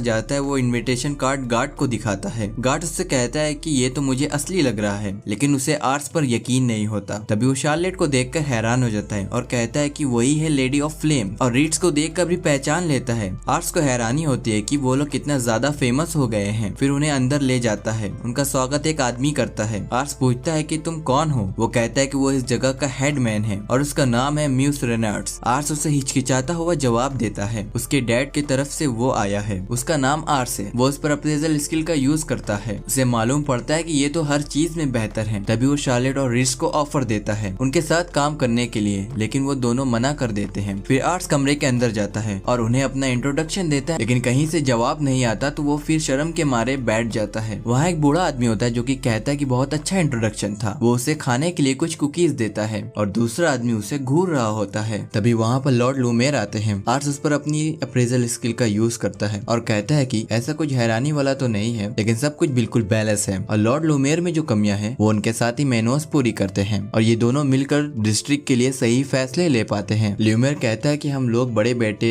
लॉर्ड कोमेर को सपोर्ट करने वाले हैं। आर्स सोचता है कि उसके पिता ने जैसा कहा था वैसा ही उन्होंने कहा। मीटिंग खत्म होने के बाद आर्स सांस लेता है और कहता है कि वो तो बहुत डरा हुआ था। तभी वहाँ पर लॉर्ड लूमेर आते हैं और कहते हैं कि उसे पता चला कि उसके पिता बहुत बीमार हैं। आर्स कहता है कि उसे खुशी है कि वो उसके गंभीरता को समझते हैं। लूमेर कहते हैं कि देखा जाए तो लेम्बर कैनर के मुकाबले एक छोटा सा शहर है, लेकिन हाल ही में उसने अपनी ताकत का ऐसा प्रदर्शन किया है कि जो उसके साइज के अपोजिट है। आर्स को 11 साल की उम्र में अपने पिता की जगह आना देखना शानदार था, और ये भी कहते हैं कि उन्हें उनसे बहुत उम्मीद है। अचानक वो घूरने वाला आदमी उसे आवाज देता है। बिल्कुल वो डर जाता है। डर के मारे पीछे पलट कर देखता है। वो उसे अपना नाम बताता है, हैमर्ड। तभी हमें पता चलता है वो तो लीशिया के पिता है। आर्स हिचकिचाते हुए कहता है कि वो उनकी क्या मदद कर सकता है। हैमर्ड आर्स से कहता है कि उनकी बेटी उससे बातें करने के बाद डिसैटिस्फाइंग लग रही है। आर्स सांस भरते हुए कहता है कि वो नहीं जानता कि उसने गलत क्या किया है। हैमर्ड कहते हैं कि क्या वो उनके बेटी का लेटर का ठीक से जवाब दे रहा है। आर्स सोचता है कि जब से उसके पिता बीमार हुए तब से उसने कोई भी लेटर का जवाब नहीं दिया है। फिर वो उससे कहता है कि वो घर जाकर पहले लेटर लिखेगा लीशिया को। हैमर्ड कहते हैं उनकी बेटी जो हमेशा से अकेली रहती है और शर्मीली है, उसने अपनी फीलिंग्स को खुलकर एक्सप्रेस करना शुरू किया है, और वो सच में तुम्हारी बहुत फिक्र करती है। फिर वो अपनी बेटी की तारीफ करते हैं। वो ये भी बताते हैं कि वो हमेशा से काम में बिजी रहे, जिसकी वजह से उनकी बेटी की जिंदगी बहुत अकेली हो गई। और रेवन ने जब उसकी बेटी का हाथ मांगा अपने बेटे के लिए तो उसने देखा रेवन एक कमाल का योद्धा है जो ताकतवर भी है, तो क्या उसका बेटा भी ऐसा ही होगा और उनकी बेटी को खुश रखेगा। इसलिए लगा कि उसकी बेटी उसके बेटे के साथ हमेशा सेफ रहेगी। इस वजह से उन दोनों के रिश्ते के लिए वो मान गया। वो आर्स से सर झुका के कहता है कि वो चाहते हैं कि वो उसके बेटी का ध्यान रखे। आर्स कहता है कि वो उनके बेटी को खुश रखने के लिए हर मुमकिन कोशिश करेगा। वो कहते हैं कि वो सारी बातें याद रखेंगे हमेशा, लेकिन वो आर्स से कहते हैं कि ये सारी बातें वो उसकी बेटी से भी कहे। फिर आर्स अपने पिता को ये सारी बातें बताता है। लॉर्ड लूमेर ने प्रिंस कॉर्नार को सपोर्ट करने वाले हैं। रेवन कहते हैं कि बिना उन्हें बताए तुमने उनके समन का जवाब दे दिया। आर्स चिंतित हो जाता है। उसके पिता उसको शाबाशी देते हैं। फिर आर्स लीशिया को लेटर लिखते हुए सोचता है, जब मैं ही इतना नर्वस हूँ तो वो कितनी घबराई हुई होगी, क्योंकि हर तरफ जंग का माहौल है। आर्स कहता है कि उसने लॉर्ड हुमेट से वादा किया है, उसे जंग जीतनी ही होगी। फिर आर्स खुद को ट्रेन करने में लग जाता है जंग के लिए। रीट उससे कहता है कि हम लोग सुबह से ट्रेनिंग कर रहे हैं, हमें अब रुक जाना चाहिए। वो उसे कहता है कि वो ऐसा नहीं कर सकता, वो अपनी पूरी ताकत से लड़े। आर्स सोचता है कि बाकी लोग ट्रेनिंग कर और ताकतवर बनते जा रहे हैं, लेकिन उसमें कोई भी इम्प्रूवमेंट नहीं है। और इससे पहले वो एक मॉक बैटल में अपने सैनिकों को लीड कर चुका है और वो बुरी तरह से हार गया था। उसने वॉर के बारे में तो बहुत पढ़ा है, लेकिन उसका कोई एक्सपीरियंस नहीं है। जब सच में उसके ऊपर सोल्जर हमला कर रहे होते हैं वो घबरा जाता है। वो जानता है कि शार्लेट और रीड्स बैटल में उसके साथ रहेंगे, लेकिन अगर वो बैटल फील्ड पर खुद ही नहीं उतर पाया तो लोग उसके बारे में क्या सोचेंगे। उसके सोल्जर कितने भी माहिर हो, सही लीडरशिप के बिना कोई काम के नहीं। तभी रोसेल दौड़ता हुआ आता है। आर्स से कहता है कि सीड्स प्रोविंस ने स्विट्जरलैंड से जंग का ऐलान किया है, और वो ये भी कहता है कि लॉर्ड लूमेर ने ये लेटर भेजा है, कहा है कि सिचुएशन सामान्य नहीं है। रीड्स बताता है कि अगर सीड्स प्रोविंस मिशियान पर हमला करता है तो पास रिस्पॉन्स करने के लिए बहुत कम तैयारियां हैं, और सीड्स के साथ उनकी करीबी बहुत बड़ा मसला बन जाएगी। आर्स सोचता है कि उसके पिता जाने की हालत में नहीं है। वो पसीने से भीग जाता है और कांपने लगता है और कहता है कि वो अपनी सेना भेजेगा और उसे वो खुद लीड करेगा। रीड्स कहता है कि वो उसके साथ रहेगा। वो वादा करता है कि वो अपनी पहली लड़ाई जरूर जीतेगा। वो सारे सैनिकों को इकट्ठा करके बता ही रहा होता है, तभी उसके पिता उसे रोकते हैं। रेवन कहते कहते हैं कि वो अभी से उसे लड़ाई में उतरने नहीं दे सकते। आर्स कहता है कि अपनी हालत तो देखिए, क्या लड़ पाएंगे। रेवन कहते हैं कि उन्हें लैम्बो को प्रोटेक्ट करते हुए मरने में कोई पछतावा नहीं होगा। आर्स चुप हो जाता है। रीट्स आकर कुछ कहने ही वाला होता है, लेकिन रेवन उसे कहते हैं कि तुम इस मामले में मत पड़ो। फिर आर्स कहता है कि वो मानता है कि वो कमजोर है, लेकिन रीट्स और शार्लेट उसके साथ रहेंगे तो वो जरूर जंग जीत जाएगा। रेवन कहते हैं कि बात वो नहीं है, अभी तुम वॉरियर की तरह नहीं दिखते। आर्स को कुछ समझ नहीं आता। तभी उसके पिता एक कैदी को उसके सामने सजा देते हैं। रेवन कहते हैं कि अगर तुम बिना डरे इस आदमी को मरते हुए देख पाए तो वो मान लेंगे कि तुम अब बड़े हो गए हो और बैटल का कमान उसके हाथों में दे देंगे। लेकिन जैसे ही कैदी का सर धड़ से अलग किया जाता है, आर्स अपने पैरों पर खड़ा ही नहीं रह पाता। वो कुछ समझ ही नहीं पाता और वहाँ पर उल्टी करने लगता है। बिल्कुल ही डर जाता है और सहम जाता है, कुछ बोल ही नहीं पाता। फिर उसके पिता वहीं उसे छोड़कर चले जाते हैं। रीट्स, शार्लेट और रोसेल उसे संभालने की कोशिश करते हैं, लेकिन रेवन कहते हैं कि वो लोग उनके साथ चलें। आर्स अकेला वहाँ जमीन पर अपना होश खो बैठता है और कुछ बोल ही नहीं पाता। फिर हम देखते हैं कि कॉन्फ्लिक्ट बाउंड्री के पास रेवन एक के बाद एक को बहादुरी से काटते जा रहे थे। रीट्स भी कोई कसर नहीं छोड़ रहा था। दोनों साथ मिलकर लड़ रहे थे। रोसेल और शार्लेट भी पूरी ताकत से लड़ रहे होते हैं। अचानक रेवन के मुंह से खून निकलता है, फिर भी वो अपने पूरे जोश से लड़ते हैं। केनर की सेना लुवेन की सेना से 50% ज्यादा थी, फिर भी रेवन के लीड करने से वो लोग जीत गए, लेकिन रेवन बीमारी से बेहोश हो गए। आर्स कहता है कि ये जंग 1 महीने तक चली और उसके पिता उसके 12वें जन्मदिन के 4 दिन बाद घर वापस आए, लेकिन अभी तक रेवन बीमारी से जूझ रहे होते हैं। क्रिस और वर्न अपनी माँ से पूछते हैं क्या डैड मर जाएंगे। वो अफसोस के साथ गले लगा लेती है। कमरे के बाहर रीड, शार्लेट और रोसेल खड़े होते हैं। आर्स उनसे कहता है कि सुना है सब बढ़िया गया। वो सब आर्स को देखकर हैरान हो जाते हैं। रीड आर्स से पूछता है कि तुम्हें इतनी सारी चोट कैसे लगी। आर्स कहता है कि ट्रेनिंग करते समय। ये बताओ कि डैड कैसे हैं। रीड्स कहता है कि जैसा उसने लेटर में बताया था, रेवन हर बार की तरह बहादुरी से लड़े, लेकिन जैसे ही लड़ाई खत्म हुई वो बेहोशी से गिर गए। तबीयत पहले ही से खराब थी और बैटल में लड़ाई करते समय और भी खराब हो गई। आर्स कहता है कि तो ये सारी गलती उसकी है। वो लोग उसे समझाने की कोशिश करते हैं। आर्स वहाँ से ट्रेनिंग करने के लिए चला जाता है। रीड्स उसे रोकने की कोशिश करता है, अभी तो बहुत वक्त हो गया है। उन्हें चिंता हो रही होती है आर्स की। शार्लेट कहती है कि अभी उनके दिमाग में बहुत सारी चीजें चल रही हैं, अपने आप को ट्रेन करने में झोंक दिया है। तभी वहाँ पर लिशिया आती है और पूछती है कि आर्स कहाँ है। रीड्स पूछता है कि आखिर बात क्या है। वो कहती है कि उसे आर्स की चिंता हो रही थी, इसलिए वो यहाँ आ गई। वो ये भी कहती है कि आर्स और वो एक दूसरे से लेटर में बातें कर रहे थे और अपने सच्चे इमोशन के साथ लिखा करते थे, लेकिन जब से वॉर शुरू हुई है उनके लेटर लिखने का तरीका बदल गया है। क्या उनके साथ कुछ हुआ है। रीड्स कहता है कि आर्स के सामने एक कैदी को सजा मिली थी और वो घर पर रहने की वजह से अपने इमोशन को समझने की कोशिश कर रहा है और रेवन की इस हालत का जिम्मेदार वो खुद को मानता है। फिर लिशिया आर्स से मिलने के लिए जाती है और वो उसे ट्रेनिंग करते हुए देखती है, उसे आवाज लगाती है। आर्स इतना ट्रेनिंग में डूबा हुआ होता है कि उसे सुनाई नहीं देता। ट्रेनिंग करते हुए आर्स जमीन पर गिरता है। वो आदमी कहता है कि अब हमें आराम करना चाहिए लॉर्ड आर्स। आर्स कहता है कि जब उसके पिता इतनी बुरी हालत में है तो वो कैसे आराम कर सकता है। वो भी सबको प्रोटेक्ट करना चाहता है। फिर लिशिया बिना डिस्टर्ब करे गेट बंद कर देती है। रीड्स लिशिया से कहता है कि उसे तो बात करना था। लिशिया कहती है कि ये सही समय नहीं है बात करने का। एक नौकरानी कहती है कि लॉर्ड रेवन को होश आ गया है। रोसेल आर्स को बताना चाहता है, लेकिन वो नौकरानी कहती है कि लॉर्ड रेवन पहले तुम लोगों से बात करना चाहते हैं। रेवन कहते हैं कि वो फिर से बीमार पड़ गए और उन लोगों को परेशान होना पड़ा। शार्लेट कहती है कि उसने कभी ऐसा इंसान नहीं देखा, जरूर इसे बीमारी की वजह से वापस भेजा गया होगा। रीड्स और रोसेल हैरान हो जाते हैं शार्लेट को देखकर। रेवन कहते हैं कि वो अभी उन लोगों के लॉर्ड होने के नाते नहीं बात कर रहे हैं। रेवन पूछते हैं कि उन लोगों की जिंदगी यहाँ पर कैसी है। रीड्स कहता है कि उसकी पूरी जिंदगी के मुकाबले ये स्वर्ग से कम नहीं है और रोसेल को भी यहाँ बहुत अच्छा लगता है। शार्लेट कहती है कि ये तो उसके लिए घर के जैसा है। रेवन सांस भरते हुए कहते हैं कि उन्हें यहाँ कुछ बातों के लिए बुलाया गया है और वो सारी बातें वो एक लॉर्ड होने के नाते नहीं करेंगे, बल्कि एक पिता होने के नाते करेंगे। वो ये भी कहते हैं कि अब उनके पास ज्यादा समय नहीं है। वो अपने शरीर को अच्छे से जानते हैं, वो कभी भी मर सकते हैं। फिर वो कहते हैं कि उन लोगों को पहली बार देखकर उन्हें नहीं पता था कि उनसे क्या करवाया जाए। शार्लेट एक लड़की है, रीड्स एक मार्कन है और रोसेल तो एक 5 साल का बच्चा था, लेकिन समय के साथ वो लोग उनके मजबूत पिलर बन गए और उन्हें उन पर गर्व है। रेवन ये भी कहते हैं कि उन्हें आर्स की बहुत चिंता है। जब वो तंदुरुस्त थे कभी नहीं सोचा कि आर्स को मुझे साथ ले जाना चाहिए और उसके बारे में सिखाना चाहिए। उसने अभी तक किसी भी इंसान को मरते हुए नहीं देखा है और जब जंग में हर तरफ लाशें गिर रही होगी तो वो खुद को कैसे संभालेगा। जिंदगी के आखिरी मोड़ पर आकर अब मुझे महसूस हो रहा है कि मुझे क्या क्या करना था और मैंने क्या नहीं किया। रेवन उन तीनों से कहते हैं कि वो लोग आर्स को प्रोटेक्ट करें। ये सब कुछ एक पिता होने के खातिर कह रहे हैं, ना कि एक लॉर्ड। वो कहते हैं कि वो जानते हैं कि अब वक्त नहीं है, लेकिन आर्स एक बहुत अच्छा लड़का है। वो लोगों से प्यार करता है और जैसा कि तुम लोगों ने प्रूव किया है, आर्स के पास एक ऐसी ताकत है जिससे वो लोगों के टैलेंट को पहचान सकता है। उन्हें गर्व है अपने बेटे पर। रोसेल रोते हुए कहता है कि अगर लॉर्ड आर्स नहीं होते तो दुनिया उसे बेकार ही समझती। आर्स ने उसे कॉन्फिडेंट दिया है। शार्लेट कहती है कि उसे डोमेन के बारे में ज्यादा कुछ नहीं पता, लेकिन वो आर्स की बनाई हुई दुनिया देखना चाहती है। और वो ये भी कहती है कि उन्हें उनसे रिक्वेस्ट करने की जरूरत नहीं, वो बस हुक्म दे। रीड्स भी कहता है कि वो लॉर्ड आर्स के लिए आखिरी सांस तक लड़ेगा, उन पर कोई भी आंच नहीं आने देगा। रेवन कहते हैं कि ऐसा कुछ नहीं करना है, बस उसे प्रोटेक्ट करे और खुद भी जिंदा रहे। रेवन दिल से शुक्रिया अदा करते हैं उन्हें उनके परिवार का हिस्सा बनने के लिए। फिर रीड्स रेवन से कहता है कि वो लिशिया से एक बार मिल ले। रेवन लिशिया से कहते हैं कि क्या उसे वो समय याद है जब वो पहली बार मिले थे। लिशिया हैरानी से पूछती है क्या वो पहले मिल चुके हैं। रेवन कहते हैं कि उन्होंने ही उसके और आर्स की सगाई के लिए रिक्वेस्ट की थी। वो ये भी कहते हैं कि जब उन्होंने उसे पहली बार देखा था तो उन्हें लिशिया बड़ी समझदार लगी थी। हमें पास दिखाया जाता है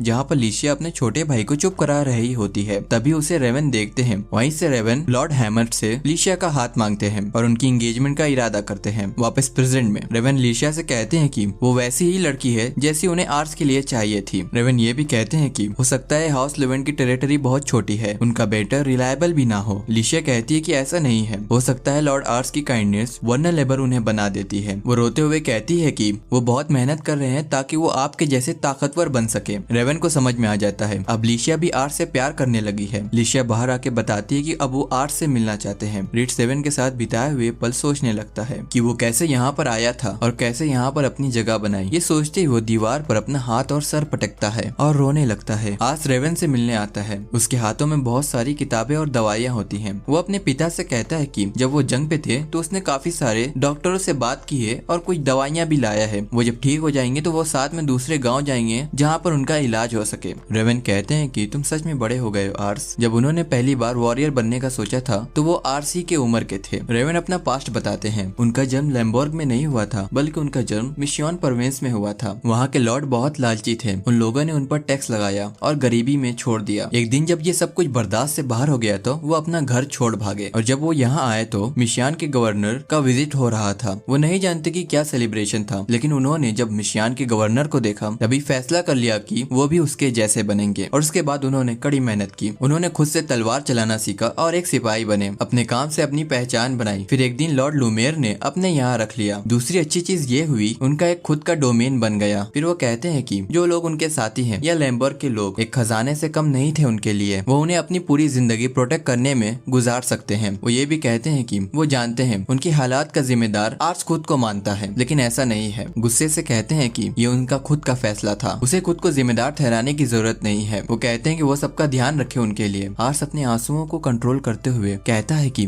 वो जरूर रखेगा। रेवन कहते हैं कि इतने छोटे बच्चे के लिए ये बहुत ज्यादा बड़ी जिम्मेदारी हो गई है। फिर वो लिशिया के बारे में बातें करते हैं। रेवन कहते हैं कि लिशिया अपने पिता पर नहीं गई है, बल्कि अपने माँ पर गई है, ज्यादा समझदार। आर्स पूछता है कि लॉर्ड हैमर्ड और वो बहुत करीब हैं क्या। रेवन कहते हैं कि जब वो 16 साल के थे तब लॉर्ड लूमेर ने उनके साथ मॉक बैटल कराई थी। वो बहुत फनी किस्सा है, उन्हें सोचकर हंसी आती है। फिर वो लोग रात भर एक दूसरे से बातें करते हैं। वो लोग चाय पीते हैं। इसी बीच आर्स के छोटे भाई बहन भी आते हैं और उनकी माँ भी आती है। वो सब मिलकर चाय पीते हैं और रात भर बातें करते हैं। फिर आर्स कहता है कि अगले दिन सुबह तक डैड जा चुके थे। फिर हम लोग वापस 212वें साल में आते हैं, जहाँ पर क्रिस रेन को आर्स बुलाता है और डैड को अलविदा कहने को कहता है। फिर वो कहता है कि उसके डैड ने उसे बहुत कुछ सिखाया है, वो एक महान आदमी थे। ये भी कहता है कि कल रात उनके जाने से पहले उनकी बहुत देर तक बातें हुई। उन्होंने लैम्बर्ग की आप सबकी जिम्मेदारी उसको दी है। मैं अपने डैड जितना स्ट्रॉन्ग तो नहीं हूँ, लेकिन जैसे उसके डैड सब चीजों को संभालते थे और लोगों को प्रोटेक्ट करते थे, वैसे ही वो भी करेगा। यहाँ पर सारे खड़े हुए लोग रोते हुए कहते हैं कि वो उसके साथ है, उसे जो चाहिए वो करवा सकता है। फिर हर तरफ से एक ही आवाज गूंज रही होती है, हम लोग साथ हैं लॉर्ड आर्स। शार्लेट रेवन के बारे में सोचती है। जब वो बैटल फील्ड पर होती है तब रेवन उससे कहते हैं कि वो अपना जोश बचा कर रखे, जब आर्स बैटल फील्ड पर उतरेगा तब के लिए। फिर लिशिया सोचती है कि लॉर्ड रेवन जा चुके हैं, लेकिन उसे खुशी हो रही है क्योंकि वो आर्स के साथ आज यहाँ खड़ी है। फिर आर्स कहता है कि आज से हाउस लुवेन का नया मास्टर आपकी सेवा में हाजिर है। 3 महीने बाद आर्स अपने पिता की कब्र पर जाता है और कहता है कि उसे अभी ड्यूटीज की आदत नहीं हुई है, लेकिन वो पूरी जिम्मेदारी से कर रहा है क्योंकि सभी लोग उसकी मदद कर रहे हैं। फिर वो कहता है कि आपकी तरह मैं काबिल तो नहीं हूँ, लेकिन मैं अपना बेस्ट करूंगा। मीटिंग रूम में लुमेर कहते हैं कि रेवन बहुत टैलेंटेड था और बैटल फील्ड पर उनका सबसे बड़ा एसिड भी था। चलो सब मिलकर उसके लिए थोड़ी देर प्रे करते हैं। आर्स कहता है कि वो अपने पिता की जगह आया है और सारी जिम्मेदारियां निभाएगा। बूढ़ा आदमी कहता है कि तुम्हारे आंखों में जोश दिख रहा है बेटा। लुमेर कहते हैं कि प्रिंस कुरन जिनके सपोर्ट में हम खड़े हैं, उन्होंने अपनी सेना बना ली है। आर्स सोचता है कि वॉर सच में शुरू होने वाली है। ल्यूमेर मेनस से कहते हैं कि सारी सिचुएशन बताओ। मीनस कहते हैं कि मिशियान प्रोविंस के कैपिटल आर्कंटेस पर छोटे भाई प्रिंस वासामार का कब्जा है। उसके पास हमसे ज्यादा सोल्जर्स और रिसोर्सेस हैं, लेकिन ट्रेडिंग पर बड़े भाई सेम्पलर पर कंट्रोल है, जिससे हमारा इकोनॉमिक स्टेटस बढ़ता है। इन सिटीज की पावर एक जैसी है, इसका मतलब इसका सारा फैसला लॉयल्टी ही कर सकते हैं। इसी रीजन से प्रिंस कुरन पड़ोसी देश को सिकुलाइज करने की कोशिश कर रहे हैं, लेकिन दबाव में नहीं आ रहे हैं। प्लेना जिसका छोटा सा डोमेन है और छोटी सी मिलिट्री, आर्कंटेस पर हमला करने के लिए छोटा सा रास्ता प्लेना से होके जाता है। ल्यूमेर कहते हैं कि प्लेना को बिना कंट्रोल किए इस जंग को जीतना मुश्किल है, इसलिए उन्हें प्लेना पर कब्जा करना होगा। तभी आर्स कहता है कि उसे परमिशन दिया जाए, वो अपने तरीके से सॉल्व करेगा। ल्यूमेर कहते हैं कि वो क्या कहना चाहता है। हमें पास्ट में आर्स का प्लान दिखाया जाता है। रोसेल को इसमें बहुत कुछ छुपा हुआ लगता है। रीड्स को भी ऐसा ही लगता है। रोसेल कहता है कि बिना सोचे समझे अटैक कर देना उसे और बिगाड़ देगा, पहले हमें सिचुएशन को समझना चाहिए। आर्स कहता है कि पर उसे इन्फॉर्मेशन कहाँ से मिलेगी। रीड्स कहता है कि उनके पीछे जासूस लगा सकते हैं। आर्स कहता है कि कैसे जासूस। रीड्स कहता है कि शैडोस नाम का एक ग्रुप है जो ऐसी इन्फॉर्मेशन निकालने का काम करता है। ये भी कहता है कि ऐसी अफवाह है कि ये अच्छे रिजल्ट देते हैं। आर्स कहता है कि क्या कोई तरीका है उनसे बात करने का। रीड्स कहता है कि वो कोशिश करेगा। रोसेल कहता है कि अगर काउंसिल को सिर्फ प्लेना पर कब्जा करना है तो उसे हैंडल करने दे वापस प्रेजेंट में। आर्स कहता है कि बड़ी अजीब बात है, वो लोग दुश्मन से घिरे हुए हैं तो भी वो हथियार डालने से मना कर रहे हैं। अगर इसके पीछे की हम वजह जान पाए तो बेहतर तरीके से अप्रोच कर पाएंगे। ल्यूमेर इन्वेस्टिगेट करने का टाइम देते हैं, फिर वो सब उन बच्चों से मिलते हैं जो पहले शार्लेट के साथ रहते थे। आर्स कहता है कि वो लोग उसके बनाए गए ऑर्फनेज पहुंच गए और वहाँ के लोग पर उसे भरोसा है। सभी अनाथ बच्चों को यहाँ ले और उनका ध्यान रखो। शार्लेट बच्चों से पूछती है उनकी जिंदगी में अब क्या चल रहा है। वो सभी बच्चे अपना सपना बताते हैं कि वो क्या करना चाहते हैं। कोई सेना में भर्ती होना चाहता है, कोई बेकरी खोलना चाहता है, कोई नौकरानी का काम करना चाहता है कैसल में। फिर उनमें से एक बच्चा कहता है कि लॉर्ड आर्स ने हमारी जिंदगी बदल दी। फिर आर्स उनको बताता है कि ये सब उसकी वजह से नहीं है। शार्लेट हमेशा से अपनी सैलरी का ज्यादातर हिस्सा यहाँ भेज रही है उनकी मदद के लिए। ये सुनकर बच्चे बहुत खुश होते हैं। वो शार्लेट का शुक्रिया अदा करते हैं। तभी वहाँ पर लिशिया आ जाती है। वो आर्स से मिलकर बहुत खुश होती है, लेकिन आर्स सोचता है कि अभी इससे मिलने के लिए वो मेंटली प्रिपेयर नहीं है। अचानक एक बच्चा लिशिया के कपड़े पर गंदगी लगा देता है। वो लोग सोचते हैं कि अब तो बहुत बुरा होगा, लेकिन लिशिया उस बच्चे के साथ खुशी से खेलने लगती है। फिर आर्स लिशिया से कहता है कि वो किसी शैडो नाम के ग्रुप से मिलने वाले हैं। लिशिया कहती है कि उसे आर्स की बातें सुनना पसंद है, वो भी आर्स के साथ चलेगी। हिचकिचाते हुए आर्स कहता है कि वो नहीं जा सकती, वो लोग बहुत खतरनाक हैं। लिशिया कहती है कि उसके साथ रीड्स होगा और उसे रीड्स पर भरोसा है। आर्स कहता है कि वो उसे पिक करने आ जाएगा, लेकिन लिशिया कहती है कि वो तो आज यही रहने वाली है। तभी आर्स को याद आता है कि तभी जॉन के हाथों में इतने सारे बैग थे। लिशिया प्यारा सा चेहरा बनाकर उसे मना लेती है, लेकिन वो कहती है कि वो उसे तो उसके साथ उसके कमरे में रहना है। आर्स घबराते हुए मना करता है। तभी सोती हुई शार्लेट भी उठ जाती है। फिर वो दोनों आर्स को पकड़कर अपने साथ सुला लेते हैं और इसमें रोसेल को भी शामिल कर लेते हैं। सुबह वो सब उठते हैं, लेकिन उन सबकी नींद नहीं पूरी होती क्योंकि रात भर उन लोगों ने स्वर्ग का मजा लिया है। सुबह वो लोग ऑर्फनेज से चले जाते हैं शैडोज से मिलने के लिए। रीड्स बताता है कि एक अफवाह है शैडोज के बारे में कि उनका पुराना बॉस अपने पद से हट चुका है और जो नया है वो सिर्फ वही काम करता है जो उसे पसंद आता है। आर्स कहता है कि तब इसका मतलब कि वो अच्छा नहीं है अपने काम में, लेकिन रीड्स कहता है कि बल्कि वो बहुत ज्यादा ही अच्छा है। वो लोग एक बार के अंदर जाते हैं शैडोज से मिलने के लिए। वहाँ पर कुछ लड़कियां आर्स का स्वागत करती हैं। पीछे से एक आदमी बोलता है यहाँ पर जगह नहीं है। रीड्स एक सीक्रेट कोड बोलता है जिससे उन्हें बार में जगह मिल जाती है। तभी एक ऑर्डर लेने एक लड़की आती है। वो सब उसको ऑर्डर देते हैं। आर्स अपनी अप्रेजल की स्किल यूज कर रहा होता है ताकि पहचान सके यहाँ पर शैडोज का बॉस किधर है। शार्लेट आर्स से कहती है कि अपना ऑर्डर दो। आर्स अपना ऑर्डर देते हुए वेट्रेस पर अप्रेजल का यूज करता है और अजीब सा चेहरा बना लेता है। फिर वो वॉशरूम चला जाता है। लिशिया कुछ गड़बड़ फील होता है। डरा हुआ आर्स सोचता है कि आखिर क्या था वो सब। वो अप्रेजल का रीड्स पर यूज करता है, उसकी स्किल्स को काम कर रही है। आर्स सोचता है कि 92 का प्राविस और 90 की इंजेन्युइटी, ये नंबर तो कमाल के हैं और वो एक 22 साल का आदमी है। तभी वो आदमी उसे कमरे में घसीट लेता है और उसके ऊपर चाकू रखता है। उससे पूछता है कि उसे उसने कैसे पहचाना। तभी रीड्स आकर चाकू फेंकता है। वो चाकू दीवार पर लगता है।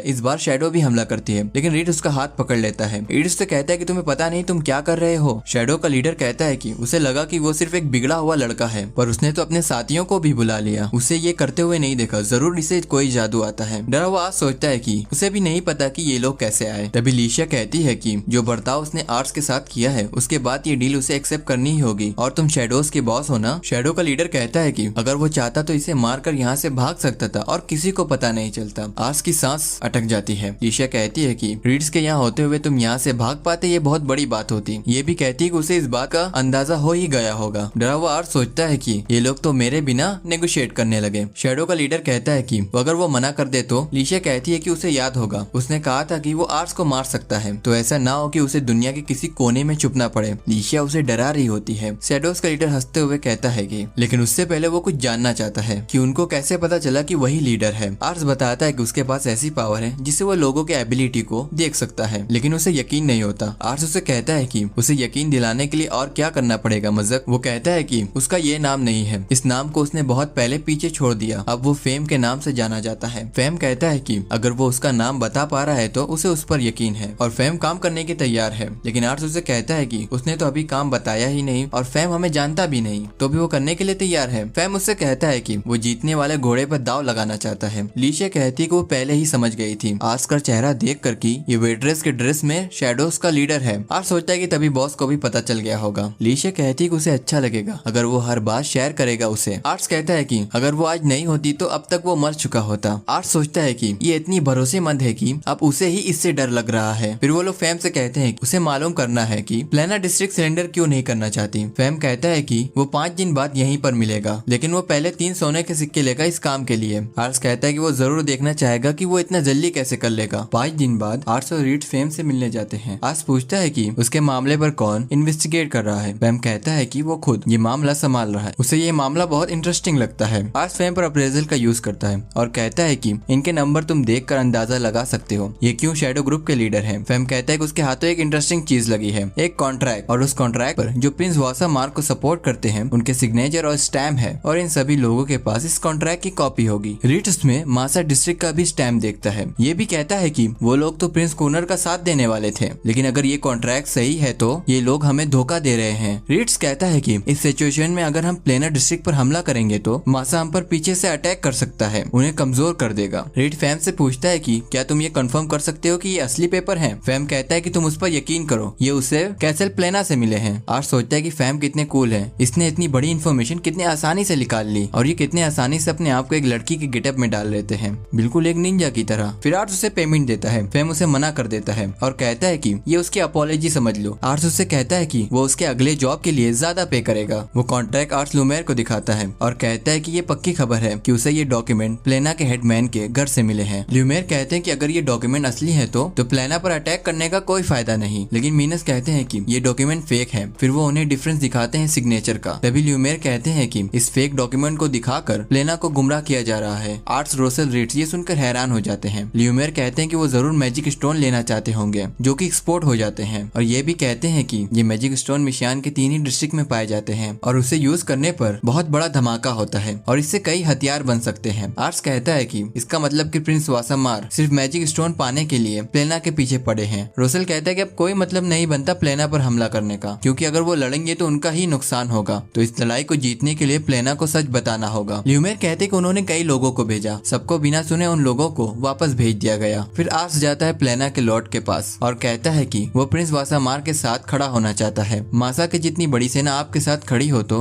आपको पता होता है कि क्या होगा, और यही जानकर ल्यूमेर भी प्रिंस वासामार के सपोर्ट में खड़े होना चाहते हैं। वो कहता है कि इसका मतलब कि तुम कैनर डिस्ट्रिक्ट के मैसेंजर हो। फिर आर्ट्स पूछता है कि क्या डॉक्यूमेंट में जो सिग्नेचर है वो असली है? वो कहता है कि उसे ये कॉन्ट्रैक्ट खुद प्रिंस वासामार ने दिया था। आर्ट्स पूछता है क्या वो जानता है इतना रिस्क होने के बावजूद वो क्यों प्रिंस वासामार को सपोर्ट कर रहा है। वो समझ जाता है कि ये सिर्फ एक बहाना था उससे बात करने के लिए। वो अपने सैनिकों को आदेश देता है कि गिरफ्तार कर लो इन लोगों को, लेकिन तभी रीड सब कुछ संभाल लेता है। आर्ट्स कहता है कि वो यहाँ पर कोई फाइट करने नहीं आया है। वहाँ पर जो दूसरा आदमी होता है वो मासा का हेडमैन होता है। प्लेना का हेडमैन उसे देखकर हैरान हो जाता है। तभी हमें रोसेल का प्लान दिखाया जाता है कि आखिर उसका प्लान क्या था। इस कॉन्ट्रैक्ट को वो लोग मासा के हेडमैन को दिखाते हैं। मासा का हेडमैन कहता है कि इतना बड़ा धोखा, और वो ये भी कहता है कि अब वो उनके साथ जाएगा प्लेना के हेडमैन के पास। फिर मासा का हेडमैन प्लेना के हेडमैन से गुस्से से कहता है कि वो प्रिंस वासामार का सपोर्ट अभी भी करेगा। प्लेना का हेडमैन कहता है कि अब जब उसे पता चल चुका है कि प्रिंस कुरन के सपोर्ट में मासा खड़ा हुआ है, वो प्रिंस कुरन का सपोर्ट करेगा। मासा के हेडमैन कहते हैं कि बिना किसी मालूमात के तुमने उस पर यकीन कैसे कर लिया, कितने जल्दी तुम बेवकूफ बन गए। आज सोचता है कि बिल्कुल ऐसी ही पर्सनालिटी उसे भी चाहिए। मासा के हेडमैन इस बात का फैसला आर्ट्स पर छोड़ते हैं। आर्ट्स उससे माफ कर देता है उसकी एक गलती के लिए। मासा का हेडमैन आर्ट्स से कहता है कि अब जाके ये इन्फॉर्मेशन तुम लूमेर को भी बता दो। वो ये भी कहता है कि लगता है कैनर में एक अच्छे लीडर का नाम जुड़ गया है, वो जरूर याद रखेगा। मासा का लीडर आर्ट्स से जाते हुए कहता है वो अपने बस एक्टिंग पे थोड़ा काम करे। आर्ट्स अजीब सा मुंह बनाकर कहता है कि वो जरूर करेगा। ये सारी बात वो अपने पिता को बताता है। फिर आर्ट्स कहता है कि प्लेना के हेडमैन और मासा के हेडमैन पूरे दिल से अपने डोमेन की रक्षा करते हैं और उसे भी उनकी तरह एक ताकतवर प्रिंस बनना होगा, और उनसे कहता है है कि अगर वो लोग नहीं होते तो वो कुछ भी नहीं कर पाता। रीड्स कहता है कि वो लोग हमेशा उसके साथ हैं, फर्क नहीं पड़ता दुश्मन कितना ताकतवर है, वो हमेशा उसे प्रोटेक्ट करेंगे। अचानक वहाँ पर लुमेर आते हैं, रेवन के कब्र के पास खड़े होकर कहते हैं कि प्रिंस कुरन आर्स से मिलना चाहते हैं। आज सोचता है कि उसके जैसे छोटे से ट्रेटरी का प्रिंस कुरन से मिलेगा। ये तो ऐसा है जैसे किसी गांव का मुखिया किसी गवर्नर से मिल रहा हो। आर्स कहता है कि फिर तो उसे उस दिन के लिए मेंटली तैयार होना पड़ेगा, लेकिन ल्यूमेर कहते हैं कि वो अभी उससे मिलने जा रहे हैं। आर्स जोर से चीखता है, लेकिन रीड्स और रोसेल पूरे जोश से कहते हैं कि वो इतना परेशान ना हो, यही मौका है दुनिया में आगे बढ़ने का। इन सब के दबाव में आकर वो कहता है कि चलो चलते हैं। फिर सीन शिफ्ट होती है, चार्लेट कपड़े सेलेक्ट कर रही होती है पार्टी के लिए। वो कपड़े में कंफ्यूज ही होती है, उसे मालूम चलता है कि वो लोग तो पहले ही निकल गए। रोशेल कहता है कि चार्लेट को छोड़कर उन्हें ठीक किया क्या। रीड्स कहता है कि आते वक्त वो लोग उसके लिए गिफ्ट ले लेंगे। रीड आर्स से पूछता है कि वो ठीक है। पसीने से भीगा हुआ आर्स कहता है कि वो ठीक है। आर्स सोचता है कि प्रिंस कूनर के इनविटेशन की उम्मीद नहीं थी, मुझसे भी कोई मिलना चाहता है। आर्स रीड से पूछता है कि क्या उसे पता है कि पार्टी किस ओकेजन पर हो रही है। रीड्स कहता है कि आज शाम की पार्टी में आसपास के पावरफुल लॉर्ड को इनवाइट किया गया है ताकि वो लोग प्लानिंग कर सके जंग के बारे में। आर्स अजीब सा फेस बना के सोचता है कि उसे ध्यान रखना होगा कि उससे कोई गलती ना हो, क्योंकि वहाँ पर बहुत बड़े बड़े लोग आने वाले हैं। फिर वो लोग कैसल के अंदर जाते हैं। सभी लोग आर्स को घूर रहे होते हैं और कह रहे होते हैं कि आखिर ये छोटा बच्चा कौन है, उन्होंने ऐसे पहले तो नहीं देखा। आर्स सोचता है कि वो बहुत छोटा है, इसलिए वो सब लोग उसे देख रहे हैं। तभी लुमेर आर्स को देखते हैं और उसे बुलाते हैं। उतने ही देर में प्रिंस कुरन वहाँ पर पहुँच जाते हैं। आर्स अप्रेजल का यूज करता है उन पर और देखता है कि क्या कमाल के स्टैट्स हैं, बिल्कुल जैसे यहाँ के रूलर के लिए होना चाहिए। इसलिए प्रिंस लुमेर ने इनकी साइड ली है, लेकिन कहते हैं लोग कि प्रिंस वासामार इनसे ज्यादा ताकतवर हैं, तो उनके तो और भी कमाल के होंगे। और ये भी कहता है कि शायद सब स्टैट्स का खेल नहीं होता, इसलिए सब लोग प्रिंस कुरन को बढ़ावा दे रहे हैं। कुरन कहते हैं कि मिशियान बहुत बड़े खतरे से जूझ रहा है उनके पिता के चले जाने के बाद से, और इसकी वजह उनका भाई प्रिंस वासामार है और वो मुझे खत्म करने के लिए जंग करना चाहता है। लेकिन हम लोग भी समरफोर्थ को बचाने के लिए पीछे नहीं हटेंगे और वो आजादी की घोषणा करते हैं। सारे लीडर्स हैरान हो जाते हैं। आज सोचता है कि मिशियान का साम्राज्य यानी आजादी की घोषणा करते हैं। फिर प्रिंस कुरन कहते हैं कि ये सारी बातें करने से ज्यादा कहना आसान है, लेकिन फिर भी ये कमरा इतने काबिल लीडरों से भरा हुआ है कि वो ये सब कुछ मिलकर कर सकते हैं। और सारे लीडर्स जंग करने के लिए तैयार हो जाते हैं। फिर वो आर्स को बुलाते हैं। ये सुनकर आर्स अपनी जगह पर टिक जाता है। रीज और रोसल उसे धक्का मारकर आगे भेजते हैं। कुरन आर्स को अपने पास बुलाते हैं ताकि सब लोग देख सके और उसने जो काम किया था बिना खून बहाए उसने कॉन्फ्लिक्ट को सॉल्व कर दिया था। सभी लोग ताली बजाते हैं। फिर रोसेल और रीड्स मजे लेकर खाना खा रहे होते हैं। रोसेल कहता है कि काश वो लोग चार्लेट को भी ये सब खिला पाते। आर्स बिजी होता है लोगों से मिलने में, वो पूरी तरह से थक चुका होता है। फिर वो टेरिस पर चला जाता है थोड़ी ताजी हवा लेने। तभी वहाँ पर लॉर्ड कुरन आ जाते हैं और उससे कहते हैं कि वो अच्छा काम कर रहा है इतने सारे टैलेंटेड लोगों के साथ, वरना उसने कम ही देखा है लुमेर को किसी की तारीफ करते हुए। फिर वो उससे पूछता है कि उसे उसके साथियों के बारे में क्या लगता है। आर्स सोचता है कि कोई भी इतना ज्यादा काबिल नहीं है कि उन्हें कोई वॉर जिता सके। आर्स कहता है कि उनके साथियों से ज्यादा टैलेंटेड उसके साथी हैं। कुरन कहते हैं कि हाँ उन्हें भी पता है, ये लोग बस अभी मोटिवेट हैं, इसलिए इन्हें लगता है कि ये लोग वॉर जिता सकते हैं, लेकिन उन्हें इसकी सच्चाई पता है। लेकिन अब वो खुश हैं कि आर्स के जैसे टैलेंटेड इंसान भी अब उनके साथ जुड़ गए हैं। उन्हें आर्स से बहुत उम्मीदें हैं। वो ये भी कहते हैं कि जब जंग खत्म हो जाएगी तो तब वो आर्स को कैनर का लॉर्ड बना देंगे। फिर वो वहाँ से जाने लगते हैं। जाते समय कुरन कहते हैं कि क्या आर्स अपने साथियों को उन्हें दे सकता है। रोते हुए आर्स कहता है कि वो नहीं दे सकता। कुरन आर्स को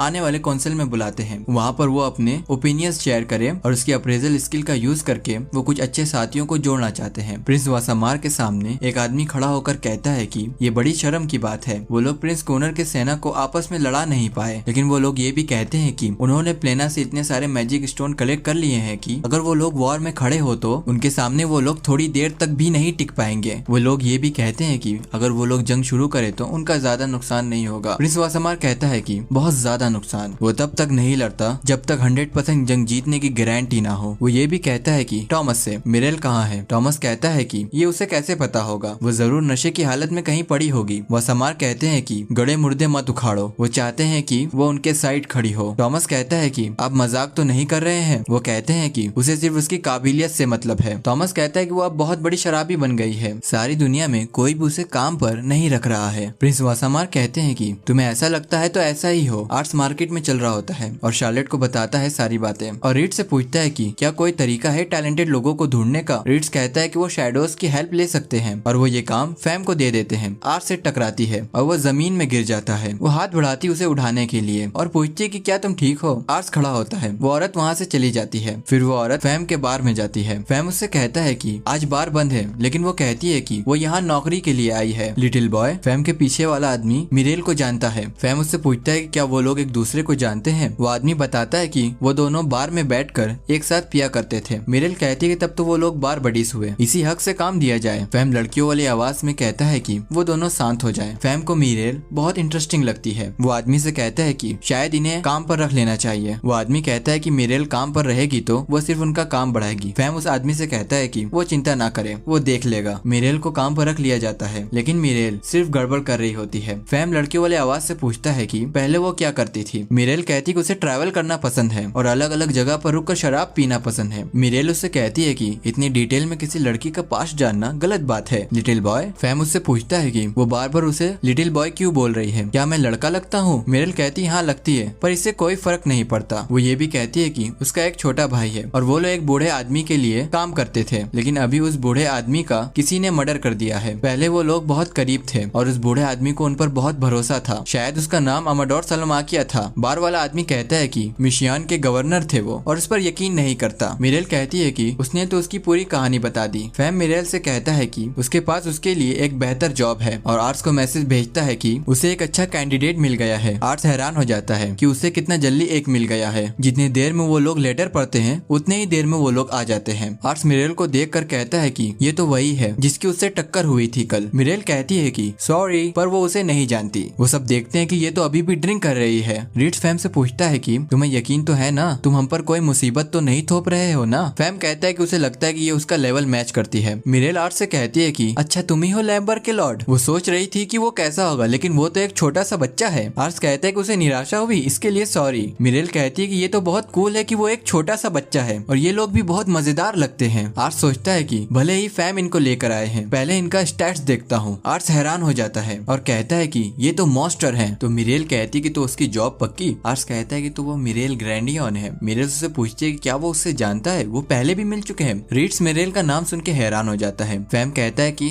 हाँ ये वही है, मिसियान के गवर्नर अमाडोर सलमाकिया की फॉर्मर एडवाइजर। मिरेल कहती है कि हाँ ये सच है। आर्ट्स सोचता है कि मिसियान प्रोविंस के गवर्नर की एडवाइजर, कोई इतना इंपॉर्टेंट इंसान यहाँ पर क्या कर रहा है। रीड आर्ट्स से कहता है कि वो इन्हें हायर ना करें, इनका नाम पहले ही बहुत बदनाम है। हालांकि इन्होंने गवर्नर को एक बार सर्व किया था, लेकिन ये कैसल से निकाली गई थी। मिरेल कहती है कि अच्छा उसके बारे में ये कहते हैं लोग। रीड्स ये भी कहता है कि इनका एक बड़ा भाई भी है, टॉम ग्रैंडियन, हमारा दुश्मन प्रिंस वाशामार का राइट हैंड। उसकी बड़ी बहन यानी कि मिरेल जरूरी इन्फॉर्मेशन उसके रिश्ते के खातिर दे सकती है। आर्ट्स सोचता है कि मतलब कि एक जासूस, और रोसेल भी उसे हायर करने के लिए मना करता है, लेकिन फिर भी आर्ट्स उसे हायर कर लेता है। आर्ट्स उनसे कहता है कि इतनी ताकतवर इंसान को वो छोड़ नहीं सकता, ये उनके बहुत काम आएंगी। बाद में रीड आर्ट्स से मिरेल के बारे में कंप्लेन करता है कि वो कोई भी काम अपना ढंग से नहीं करती और ट्रेनिंग भी नहीं करती। रीड इस बात से बहुत गुस्सा होता है और रोसेल भी इस बात से गुस्सा होता है कि वो उसे पढ़ने नहीं दे रही है, बस उसे दौड़ा रही है और खुद बस पी रही होती है। तभी एक जोर का धमाका होता है। सारे सैनिकों को लगता है कि हम पर हमला हुआ है, लेकिन जब वो बाहर जाके देखते हैं तो शार्लेट अपना मैजिक यूज कर रही होती है, जो कि मिरेल ने उससे कहा था कि वो उसका मैजिक देखना चाहती है। आर्ट्स कहता है कि मैजिक यूज करने से पहले उसे बताना चाहिए था, उसे लगा कि उन पर हमला हुआ है। मिरेल कहती है कि ये उसकी गलती है, लेकिन सब लोग मिरेल के खिलाफ होते हैं, वो उसे निकालना चाहते हैं। लेकिन मिरेल कहती है कि अब तो उसे खुद को साबित करना पड़ेगा। तो वो एक मॉक बैटल का ऑफर देती है कि अगर वो मॉक बैटल में हार गई तो वो यहाँ से चली जाएगी, लेकिन अगर जीत गई तो वो यहीं पे रहेगी। रीड इसके लिए तैयार हो जाता है और साथ में सारे सैनिक भी। मॉक बैटल में कौन जीतेगा ये देखने के लिए लिशिया भी वहाँ आ जाती है। मिरेल कहती है कि अच्छा यही है लॉर्ड आर्ट्स की होने वाली मंगेतर। लिशिया कहती है कि आर्ट्स ने उसके बारे में बताया है कि वो अपना कोई भी काम ढंग से नहीं करती और सबकी कंप्लेन मिलती है उसके बारे में। आर्ट्स हिचकिचाते हुए कहता है कि उसने ऐसा भी नहीं कहा था। मिरेल उसे गले लगा लेती है, कहती है कि ये तो सच ही, आखिरकार तुमने ही तो मुझे यहाँ पर रखा है। आज मॉक बैटल के रूल्स बताता है। वो लोग इस मॉक बैटल में लकड़ी की तलवार यूज करेंगे। अगर तलवार से उनके पेट पर या सर पर मार पड़ेगी तो वो मॉक बैटल से बाहर हो जाएंगे। और ये भी कहता है कि मॉक बैटल में दोनों साइड 50-50 लोग होंगे। जिनके भी सैनिक ज्यादा सैनिकों को मारेंगे वो ये मॉक बैटल जीत जाएंगे। शार्लेट पूछती है कि क्या वो मॉक बैटल में मैजिक का यूज कर सकती है। आर्ट्स कहता है कि अगर वो मैजिक का यूज करेगी तो एक ही बार में बैटल खत्म हो जाएगी। तो वो उसे कुछ बॉम्ब देता है। एक बॉम्ब होता है जो कि लाइट होता है और दूसरे का नाम होता है फ्लेम। शार्लेट उसे वहीं पर यूज करके देखती है। रोसेल बुरी तरह से डर जाता है। फिर आर्ट्स कहता है कि हम लोग 50-50 की टीम में जाएंगे। आर्ट्स सैनिकों से कहता है कि आधे लोग इधर आ जाओ और आधे रीड्स के टीम में चले जाओ और वो मिरेल के साथ रहेगा उसका टैलेंट देखने के लिए। सारे सैनिक डिसाइड करते हैं कि वो सिर्फ रीड के साइड ही रहेंगे, क्योंकि वो सब भी मिरेल को यहाँ से निकालना चाहते हैं। पुराने सैनिक नए सैनिकों से कहते हैं कि वो लोग मिरेल की तरफ जाएं ताकि मिरेल आसानी से हार सके। मॉक बैटल शुरू होती है। पूरे गांव वाले और लीशिया और आर्ट्स के भाई बहन और माँ भी बैटल देखने के लिए आई होती है। शार्लेट रीड से कहती है कि ये काफी एक तरफा मॉक बैटल है, क्योंकि सभी स्ट्रॉन्ग सोल्जर्स रीड की तरफ है और उनकी तरफ कमजोर लोग हैं। रीड कहता है कि वो बस मिरेल को यहाँ से निकालना चाहता है। रोसेल सोचता है कि अगर मिरेल इस टीम में आ गई तो यहाँ पर 3-3 डेंजर लड़कियां हो जाएंगी, तो उसे हराना ही होगा। वहीं पर दूसरी तरफ मिरेल की पूरी टीम डीमोटिवेट होती है, क्योंकि मिरेल वहाँ पर भी पी रही होती है। आर्ट्स मिरेल से कहता है कि क्या उसे लगता है वो लोग उनसे जीत पाएंगे। मिरेल कहती है कि रीड एक कमाल का सोल्जर है और शार्लेट एक कमाल की मैजिशियन है, उसे इतने कमाल के लोग कैसे मिले। आर्ट्स कहता है कि उसने उनसे पूछा था कि क्या वो उसके टीम में आएंगे और वो लोग मान गए। मिरेल सोल्जर से कहती है कि वो लोग कभी नहीं उनसे जीत सकते, क्योंकि वो लोग बहुत कमजोर हैं। सारे सैनिक मिलकर उसका विरोध करते हैं, कहते हैं कि उन्हें पता है कि वो लोग कमजोर हैं। आर्ट्स मिरेल से कहता है कि वो इतने बुरी तरीके से किसी से बात नहीं कर सकती, लेकिन मिरेल कहती है कि हम लोग ये जंग जरूर जीतेंगे। सभी लोग ये सुनकर हैरान हो जाते हैं। मिरेल कहती है कि एक स्ट्रेटेजिस्ट का काम होता है कि वो लोगों को जिताए, ना कि उसका काम होता है कि वो लोगों के साथ अपने संबंध बनाए। तभी एक धुआं उड़ता है और हमें मालूम चलता है कि मॉक बैटल स्टार्ट हो चुकी है। रीड्स अपने सैनिकों से कहता है कि वो लोग कई बार पहले भी इससे जंग लड़ चुके हैं और उन्हें पता है कि वो लोग जरूर जीतेंगे। तो वो उनको अपना प्लान बताता है कि वो लोग 2 टीमों में चलेंगे। रीड्स की टीम पहले आगे से सब कुछ कवर करेगी और रोसेल की टीम पीछे रहेगी। अगर उन पर कोई हमला होता है तो रीड्स की टीम सामने से आकर उन्हें आराम से हरा देगी। वो लोग प्लान के हिसाब से भागना शुरू करते हैं। तभी झाड़ियां हिलती हैं, उसमें से एक मैजिशियन निकलता है जो कि मिरेल के टीम से होता है। वो कहता है कि वो उनके टीम में आना चाहता है। पीछे से एक सैनिक बोलता है कि ये एक ट्रैप हो सकता है, लेकिन वो मैजिशियन बोलता है कि वो मिरेल का प्लान बता सकता है। वो रीड से कहता है कि मिरेल को पहले ही पता है कि वो लोग 2 टीम बनाकर चलेंगे, तो वो उन्हें धोखा देगी। आर्ट्स को भेजेगी। रीड से कहेगी कि उन पर असली में हमला हो गया है। आर्ट्स उनको वहाँ पर ले जाएगा और उन्हें बंद कर देगा। पीछे से मिरेल आकर उन पर हमला बोल देगी और वो लोग इस मॉक बैटल को जीत जाएंगे। लेकिन रीड उसके बातों का यकीन नहीं मानता। वो कहता है कि मिरेल ने इस प्लान को बताया और लॉर्ड आर्ट्स मान गए, ऐसा हो ही नहीं सकता। अचानक वो सैनिक कहता है कि ये वो झूठ बोल रहा था, क्योंकि मिरेल ने उससे कहा था। रीड उससे पूछता है कि अब वो क्यों बता रहा है। वो मैजिशियन कहता है कि उसे मिरेल पसंद नहीं, क्योंकि उसे हर वक्त अपना काम करवाती है और उसे कोई फिक्र नहीं कि कोई क्या कर रहा है। वो किसी को भी कुछ भी कह देती है, लेकिन वो मैजिशियन लॉर्ड आर्ट्स के साथ लॉयल है, इसलिए वो मिरेल को बीटरेट कर रहा है। फिर वो मिरेल का पूरा प्लान बताता है और ये भी कहता है कि वो कैसे उन पर अटैक करने वाली है। फिर वो मैजिशियन रीड से कहता है कि उसे मिरेल को सिग्नल देना है ताकि उसे यकीन हो जाए कि रीड उसके चाल में फंस चुका है। रीड उससे कहता है कि ठीक है, तब उसके सेफ्टी के लिए इस मैजिक स्टिक को मुझे दे दो। जैसे ही रीड उस स्टिक को अपने हाथ में लेता है, सैनिकों से कहता है कि उसे पकड़ लो। सैनिक जैसे ही उसे पकड़ते हैं तो उसके पास से एक और मैजिक स्टिक निकलती है, जिससे कि मालूम चल जाता है कि वो झूठ बोल रहा था। रीड उसकी तरफ गुस्से से देखता है। वो सब कुछ एडमिट कर लेता है कि ये भी उससे मिरेल ने करने को कहा था। रीड की टीम फिर आगे बढ़ती है, लेकिन मिरेल की टीम वहीं पर खड़ी होती है। रीड से सैनिक कहता है कि वो लोग बहुत तेजी से आगे बढ़ रहे हैं। तभी रीड देखता है कि मिरेल के सारे सैनिक एक जगह पर खड़े होते हैं। वो झाड़ियों में छुपकर उन पर अटैक करता है और सोचता है कि अब वो ये मॉक बैटल जीत जाएंगे। जैसे ही वो सैनिकों को मारना शुरू करता है तो उसे मालूम चलता है कि ये तो सिर्फ सैनिकों के कवच हैं। आर्ट्स एक सैनिक का कवच हाथों में लिए होता है। मिरेल सामने खड़ी होती है। मिरेल उस मैजिशियन से कहती है कि अच्छा काम किया। मिरेल यह भी कहती है कि अब वो आसानी से जीत जाएंगे, लेकिन रीड्स कहता है कि वो उनके सामने खड़ा है, तो क्या वो यहाँ से एस्केप कर सकती है। आज सोचता है कि अब तो वो गया, क्योंकि रीड्स को अब गुस्सा आ गया है। मिरेल आर्ट्स को अपने हाथों में उठाती है और कहती है कि चलो